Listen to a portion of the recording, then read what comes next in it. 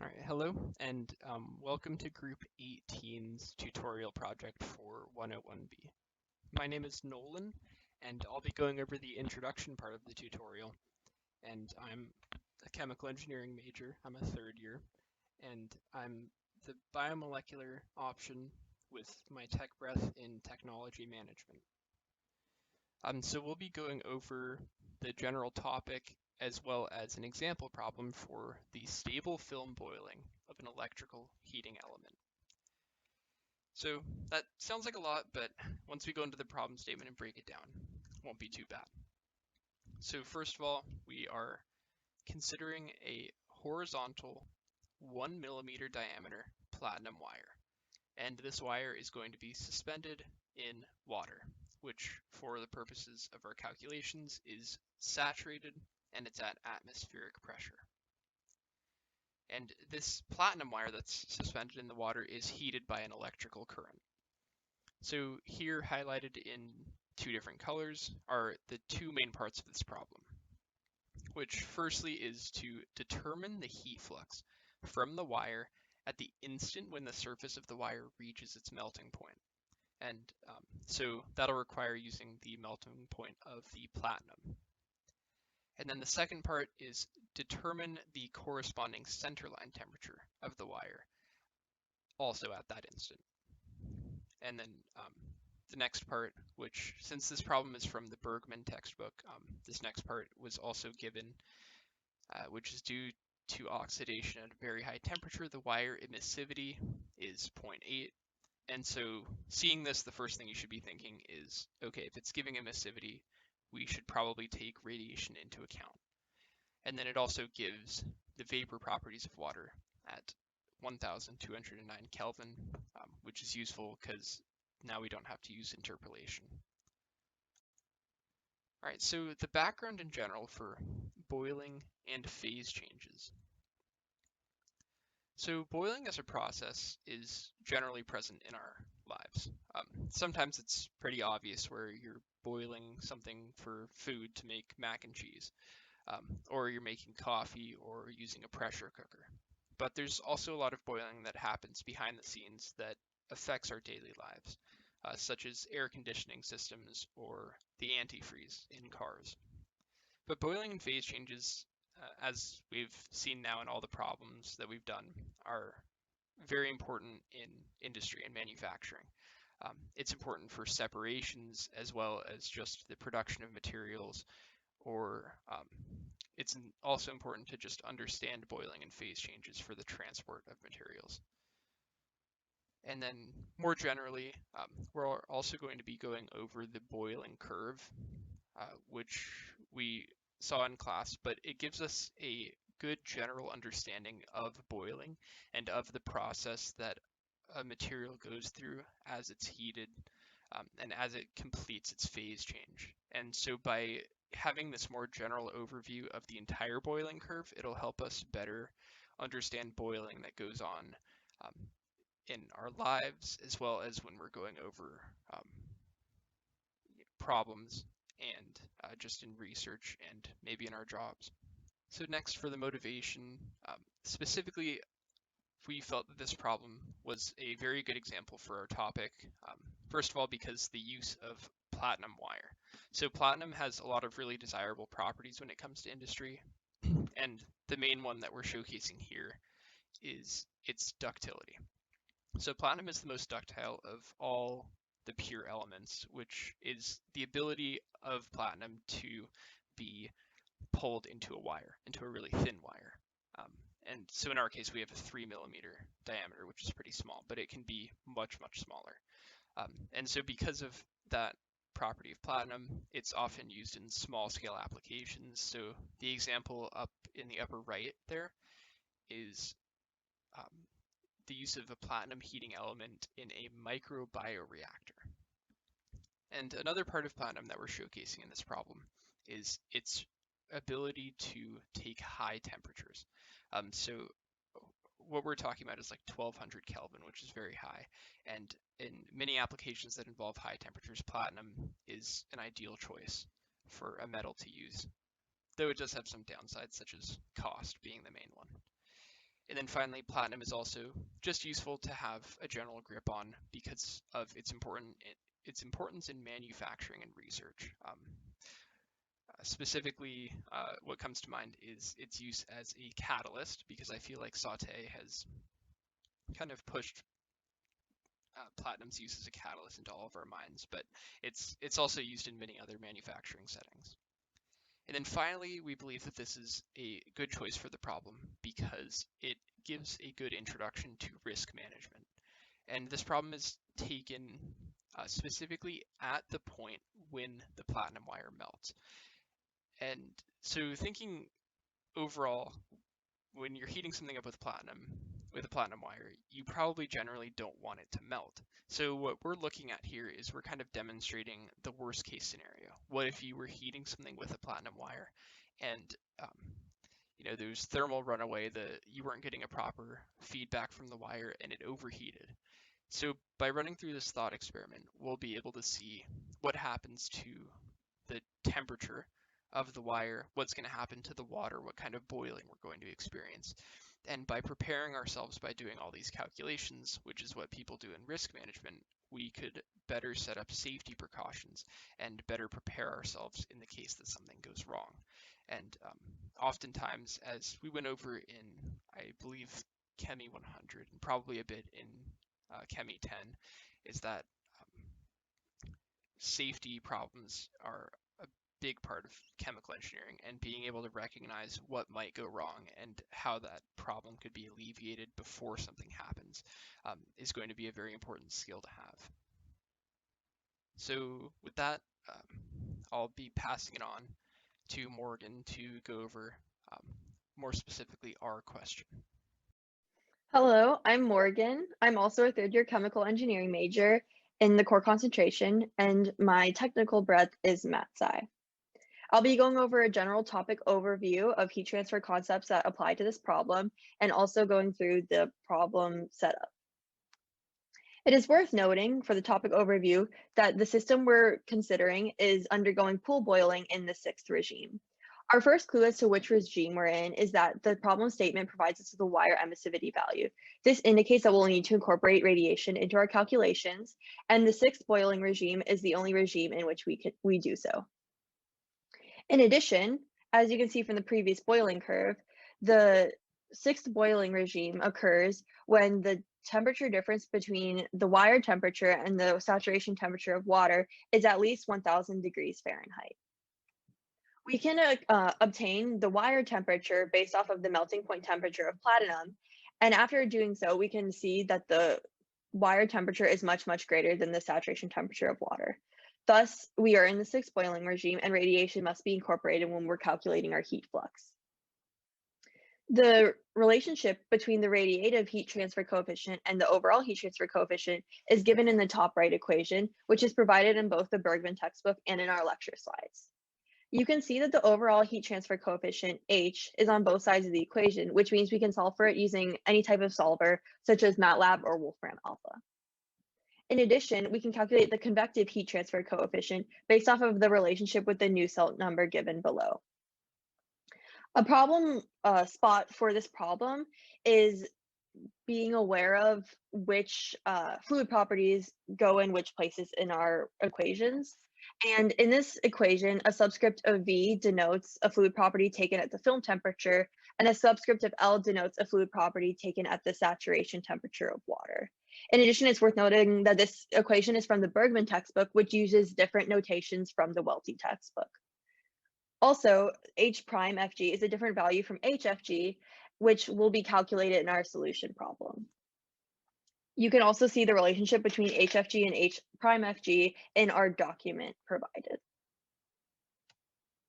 For a general strategy, we can first calculate the convective heat transfer coefficient using the Nusselt number relationship provided in the previous slide. Then we can use our old Stefan-Boltzmann equation to calculate the radiative heat transfer coefficient. Finally, we can combine the two coefficients to calculate the overall heat transfer coefficient. This can then be substituted into Newton's law of cooling to provide us with the heat flux of the wire at its time of melting. For the second part of the problem, we'll be going back to the first half of the class in which we were looking at steady state conduction. Thus, the centerline temperature of the wire will be different from the surface temperature of the wire, which corresponds to the melting point of platinum. Thus, in order to find the centerline temperature, we will first have to derive the temperature distribution equation for the wire. For a problem setup, we are first given that the wire is made of platinum. Thus, we can use literature to find the surface temperature of the wire, which corresponds to the melting point of platinum. We are also given the emissivity and the diameter of the platinum wire. We also know the saturation temperature of water as well as the film temperature in our system. Finally, we are also given the fluid properties at the film temperature. Thus, all we need to calculate is the heat flux of the wire at the time of its melting and the centerline temperature of the wire. In our diagram, you can see that the platinum wire is of a cylindrical geometry, and it is worth noting that the wire is much, much longer than it is wide, which will come into play when we are making assumptions for our problem setup.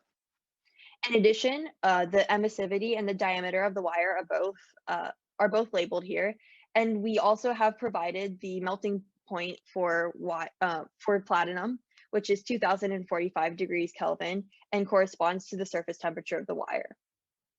In addition, you can see that the wire is suspended in a pool of saturated water at 373 degrees Kelvin, and the film temperature directly near the wire is 1209 degrees Kelvin. Finally, we have also labeled that there is radiative and convective heat transfer occurring between the wire and its surrounding water.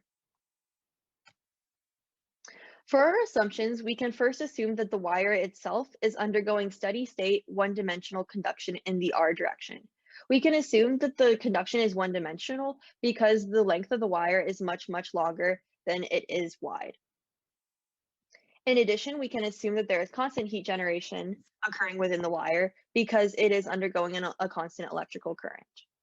Finally, we will also assume that there are constant fluid and material properties in our system, which goes hand in hand with the assumption that our water is an incompressible Newtonian fluid. Finally, we can also assume that we are in the sixth boiling regime, which corresponds to stable film boiling at high temperatures. This is supported by our evaluation of the difference between the wire temperature and the saturation temperature of water. I will now be handing over the presentation to Katya for her to go over the solution. Thank you. Hi, so my name is Katya. I'm also a third-year chemical engineer studying the core concentration with a tech breadth in engineering management. So just picking up where Morgan left off on the 7-step process with step 5, this is a general strategy review of the strategy that Morgan also covered. So we're going to start with the Nussalt's number and use this to find the convective heat transfer coefficient. Then we'll use the Stefan-Boltzmann equation to find the radiative heat transfer coefficient. And finally, combine the convective and radiative heat transfer coefficients to find the overall heat transfer coefficient. Next, we'll use Newton's law of cooling to find the heat flux. And then finally, we'll derive the temperature distribution equation for the wire, modeling it as a cylinder with uniform heat generation, one-dimensional steady state conduction, and cylindrical coordinates in order to solve for the centerline temperature.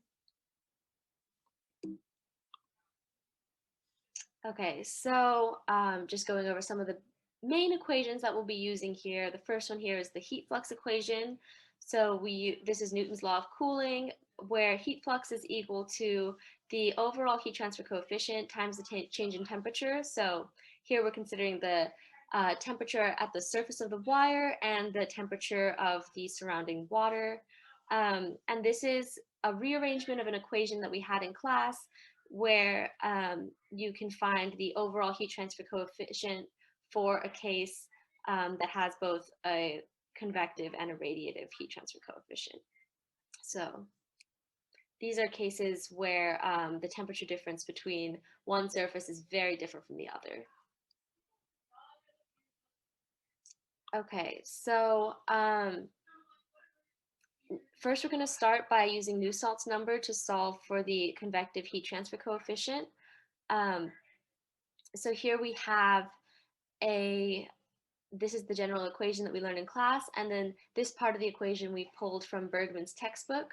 It's important to keep an eye out for the differences between different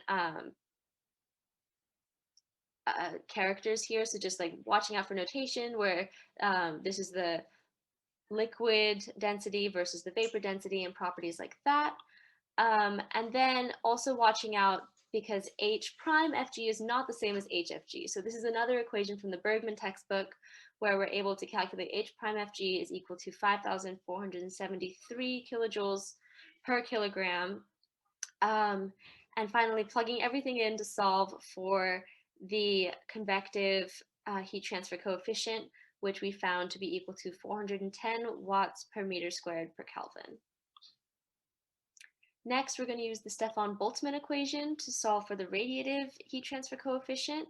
So here we're using thermal emissivity, and we're going to find the radiative heat transfer coefficient to be equal to 474 watts per meters squared per Kelvin.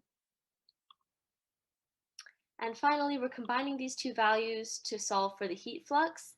So using this equation, it does have the heat transfer coefficient in both sides here. So we're using a numerical solver. In our case, we used Wolfram alpha. And we found that with a convective heat transfer coefficient of 410 and a radiative heat transfer coefficient of 474, the overall heat transfer coefficient is 802 watts per meter squared per Kelvin. And so plugging this into Newton's law of cooling, we found the heat flux to be equal to 1.34 times 10 to the 6th watts per meter squared. Next, we found the radial temperature distribution in the wire, modeling this platinum wire as a solid cylinder with 1D heat flux, steady state, uniform energy generation, and a constant density and thermal conductivity coefficient. And so we started with the general heat equation here, where the temperature the change in temperature over time is equal to the thermal diffusivity times the gradient squared of the temperature plus the volumetric heat flux over the density times Cp. And then we're able to use our assumptions, which is something to take note. The assumptions made this derivation much simpler to find that because it's at steady state, dt dt is equal to 0, and we're able to divide both sides by thermal diffusivity in order to rearrange a simpler equation where it's just the gradient squared times temperature plus q dot over k. Then we multiplied both sides by r, or then we began by shifting q dot over k to the other side and multiplying by r and taking the first integral to find the radius times dt dr is equal to negative q dot over 2k r squared plus the one constant. And next we did a second integral to find the overall general equation for the temperature distribution in a cylinder here, where, as you can see here, next we'll go into boundary conditions. So starting off with the boundary condition of at the maximum radius of capital R, the temperature is known to be Ts, which is the surface temperature of the wire. And then also assuming that this model is symmetric around the axis. So at the center of the wire, there is no change in temperature with the radius. So we're taking this dt dr at r equals 0 to be equal to 0.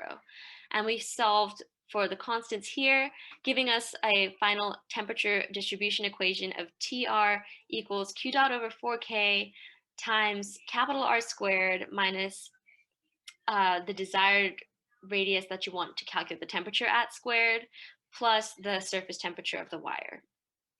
So applying this, Finally, we first need to find volumetric heat generation from the heat flux, which we can use geometry to rearrange and find a volumetric heat generation of 5.36 times 10 to the ninth watts per meters cubed. And then we can use the temperature distribution that we just found, plugging in all the values at R equals 0, so at the center line of the wire, to find that the temperature at the center line of the wire is 2048 Kelvin. And so keeping in mind the other answer to the question first asked was the heat flux, which is given here at 1.34 times 10 to the sixth watt per meter squared. So finally, some pitfalls and trouble spots. The first thing to keep in mind is that the constants, several of our constants were evaluated at film temperature. Even though we didn't explicitly use this temperature in our calculations, things like density or the CP values or the kinematic viscosity were taken at this film temperature. Next, the fact that we had to calculate the radiative heat transfer coefficient at all only occurred because the temperature difference was significant. And so the difference between the temperature of the wire, which is at 2045 Kelvin, versus the temperature of the surrounding water at 373 Kelvin was quite a large difference. And so we did have to take radiation into consideration. Next, the temperature distribution equation, the derivation was made much easier by having assumptions. And so that's something to keep in mind. And also that there was a bit of difficulty finding the values of constants, considering things like platinum wire at 2045 degrees Kelvin is not necessarily something that's commonly found in many textbooks. And next, that the dimensionless number equations, we just had to keep track of our units and make sure that we were doing that correctly. Hi everyone, my name is Kanchu. I'm going to do the last part of this tutorial. For the unit checking, we're going to check the most complicated formula that we use in the solution, is the Nussbaum formula, and we expect to get a unit list at the end. Okay, for the first term, we have the convective heat transfer coefficient times diameter d over the thermal conductivity, and I try to move from the denominator up to the numerator by power -1. Okay, and then I plug in the unit of H. It is W over meter square over time Kelvin, and time meters, the diameters of the wire, and the thermal conductivity, W over mk, and power -1. Okay, it lights up everything, and we have W1 time m-2 time k-1 m1 and W-1 m1 k1. And when we sum the power up, and we have 0, 0, 0 for all those, and it's unitless. And we're going to do the same thing for the second term. Nussbaum equals C times the whole thing right here, but C is the unitless. That's why I don't have, like, we don't have to care the unit of C right here. And we slice up. I move the denominator units up to the numerators by inverse the powers. And after that, I just plug it in the units. G is meters over second square, and per kilogram over meters cube, and H is joule over kilogram. It is the corrected latent heat, and D diameter meter square, Q power 1/4, and V is meter square over second, K thermal conductivity, W over mk, time K is the temperature difference. All right. And then I try to cancel. You see right here, the meter, like the meters, they're going to be canceled. Meter scale right here, they're going to be canceled. We have the meter left over. Joule, kilogram to cancel already. And the second where we keep it. And the next term, we have K to cancel K right here. And we, the meter square cancel the meter right here. And we have the meter time W over S left over. And I try to convert W watts to the joule over second, and they're going to be the same thing you can see right here, but they have different power. That's why they cancel, and it's unitless. All right, let's move to the last step, generalized results. Through our problem solution, we can see that the centralized temperature of the platinum wires is greater than the melting point of platinum. Therefore, the wire will melt from the central outwards. It is within our interest as engineers to reduce the temperature radiance within the wire as much as possible, so we can more easily monitor the state of the wire. It is difficult to see that the wire is melting when it occurs from the inside out. Decreasing the temperature radiance will also improve the energy usage of the system. In addition, we want to maximize the heat flux of the wire to make the most efficient heating component possible. In order to achieve these goals, we can vary properties of the wires, such as its diameters and materials. We can start a generalization of this problem by determining the correlation between the diameters and the temperature radiance within the wire. If the diameter of the wire increases, the temperature difference between the central line and the surface will increase, as indicated by the orange line of the figure. The radical temperature differences in the original wire are small because the platinum wire has the small diameters. However, these temperature differences are much greater when the diameters of the wire is larger than 0.001 meters. Additionally, the total heat flood will drop slightly as the diameters of the wire increases. The particular reason for this change because the convective heat transfer coefficient decreases with increasing diameters, which we will discuss in more detail next. Therefore, we should keep the wire diameter as small as possible to create the most efficient heating device. As we can see, when the diameter of the wire is 0.1 meters, the radiation heat transfer accounts for approximately 60% of the total heat flux from the wire at the burnout. The total heat flux curve decreases at the same rate as the curve corresponding to the percent contribution of the coefficient. Therefore, the percent contribution of convection is inversely correlated to the radius of the wire. The contribution of the radiation is independent of the radius of the wire, but the percent contribution of the radiation increases as a result of the percent contribution of the convection decreasing. We calculated and observed how the temperature, radiance, and heat flux both change with the varied wire diameters and materials. The materials we have considered are nickel, platinum, and rhodium. We chose nickel and bronze because bronze has higher melting temperature than platinum, and nickel has the lower melting temperature than platinum. Platinum was analyzed as a control variable. The melting temperature of the rhodium and nickel are 2236 Kelvin and 1728 Kelvin respectively. The two new metals illustrate the same changes that were present in platinum. There is an inverse correlation between the total heat flux and the wire diameters, and there is a positive correlation between the centralized temperature and the wire diameters. However, the temperature difference between the centralized and the surface of bronze rises much faster than platinum and nickel when we increase in wire diameters. The rhodium temperature gradient increased twice as quickly compared to nickel. Rhodium is one of the most expensive metals in the world, and based on our calculation, is able to generate a huge amount of heat in the form for boiling models. However, the rhodium will not work if we use the wires of a diameter greater than 0.08 meters. Since the temperature difference between the centralized and the surface would be too high. As a result, the rhodium wire will melt from the centralized and the system will be growing. In contrast to rhodium, nickel can be used in a form for bonding model with larger wires. And this is all the resources that we use in these tutorials. Thank you everyone for watching.